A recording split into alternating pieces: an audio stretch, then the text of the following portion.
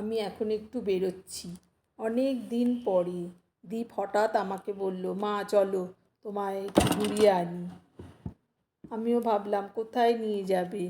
যাক, অনেক দিন পরে বেরোচ্ছি বলে আমি আর কিছু জিজ্ঞাসাও করলাম না। বললাম চল ঘুরেই আসি। ঘরের ভেতরের পরিবেশ একঘেয়েমি লাগছিল, তাই রাজি হয়ে গেলাম। দেখি কোথায় নিয়ে যায়। উঠে পড়লাম ওর গাড়িতে, বেরিয়ে পড়লাম, চললাম ওর সঙ্গে। রাস্তা দিয়ে যেতে যেতে ভাবছিলাম কোথায় নিয়ে যাচ্ছে। রাস্তাটাও খুব চেনা চেনা লাগছিল। তারপর মনে মনে ভাবতে লাগলাম ও কোথায় নিয়ে যাচ্ছে। মনে হয় কিছুটা গেস করতে পারছিলাম। আমি আর ওকে কিছু বলছি না। ও গাড়ি এগিয়ে নিয়ে চলছে, আমি এদিক ওদিক দেখতে লাগলাম।